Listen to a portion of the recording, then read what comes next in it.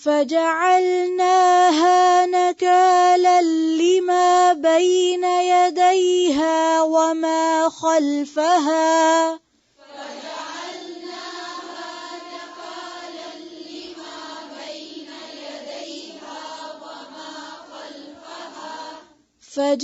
فجعلناها نكالا لما بين يديها وما خلفها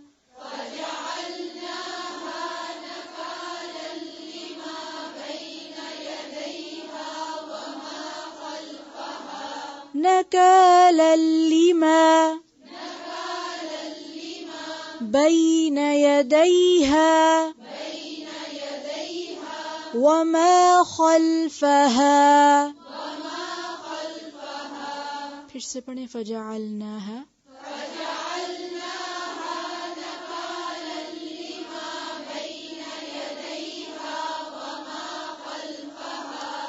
وموعظة للمتقين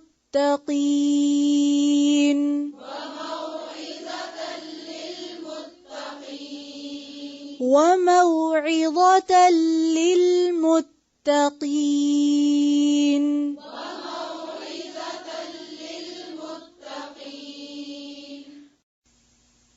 فجعلناها تو بنا دیا ہم نے اس کو.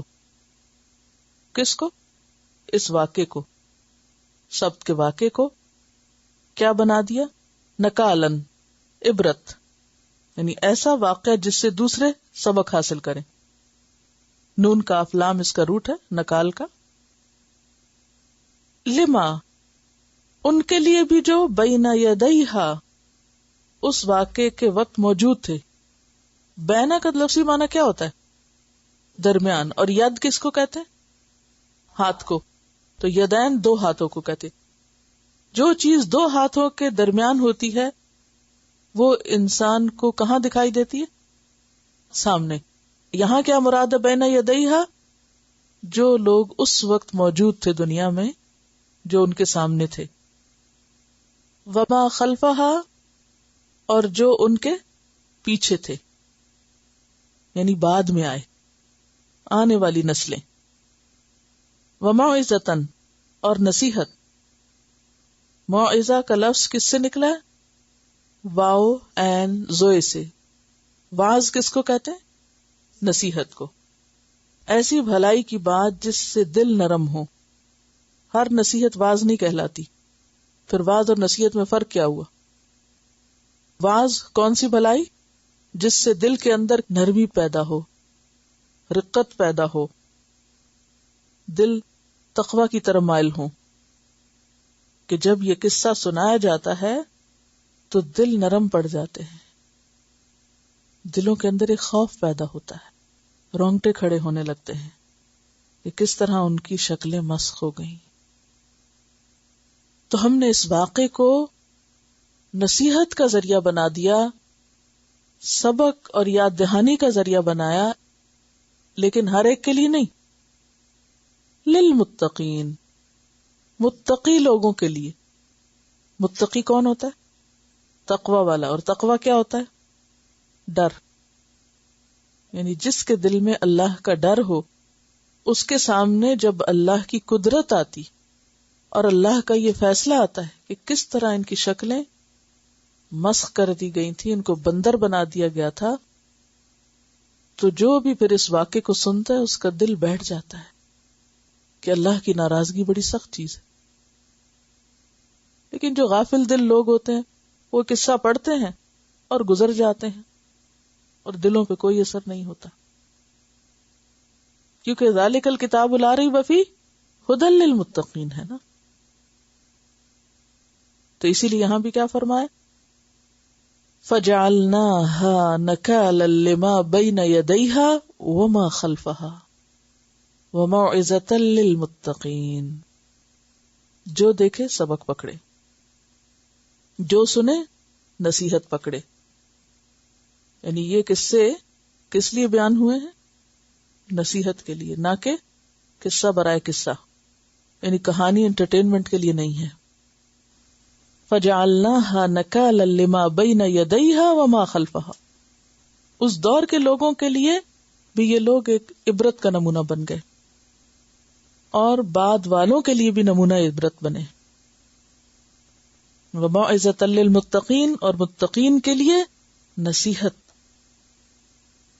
بعض لوگوں نے حضور صلی اللہ علیہ وسلم سے اپنے زمانے کے بندروں اور خنزیروں کے بارے میں پوچھا کہ کیا یہ وہی مسخ شدہ یہودی ہیں، یعنی ان کی نسل ہے؟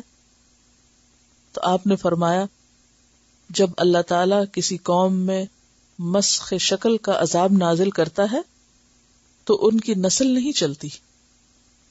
پھر فرمایا کہ بندر اور خنزیر دنیا میں پہلے سے موجود ہیں، اس لیے یہ خیال غلط ہے کہ اگر کوئی یہ کہے کہ یہ جو آج بندر پائے جاتے ہیں یہ انہی مسخ شدہ بندروں کی نسل ہے، تو مسخ شدہ لوگوں کی نسل آگے نہیں چلتی، وہ وہیں ختم ہو جاتے ہیں.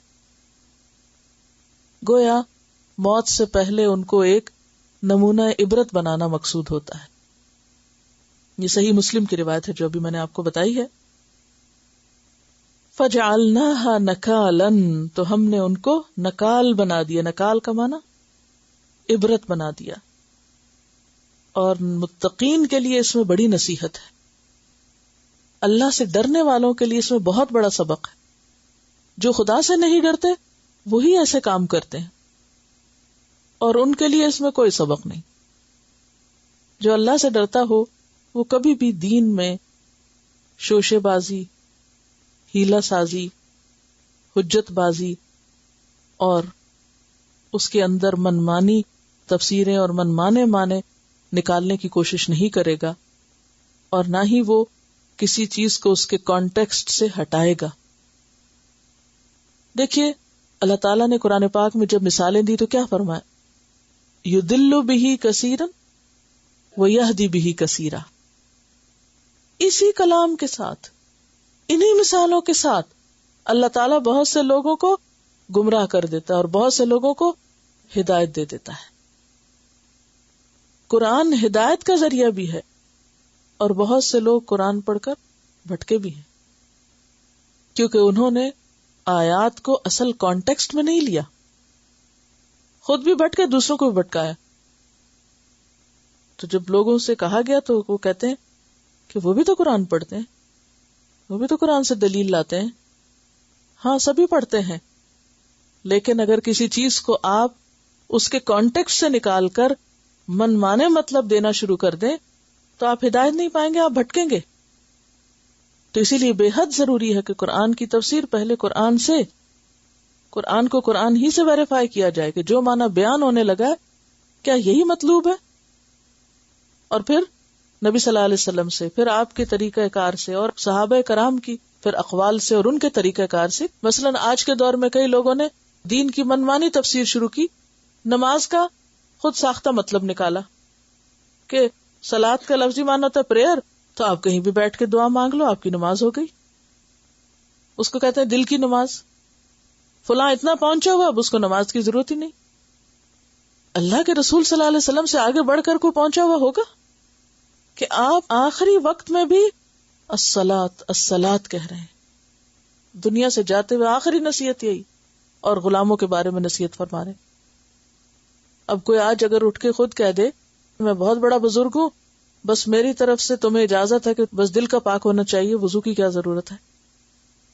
تو یہ سب دین کے اندر دین کے معنی میں تبدیلی اور آیات کی خود ساختہ تفسیر انسان کو بھٹکانے کا ذریعہ بنتی ہے.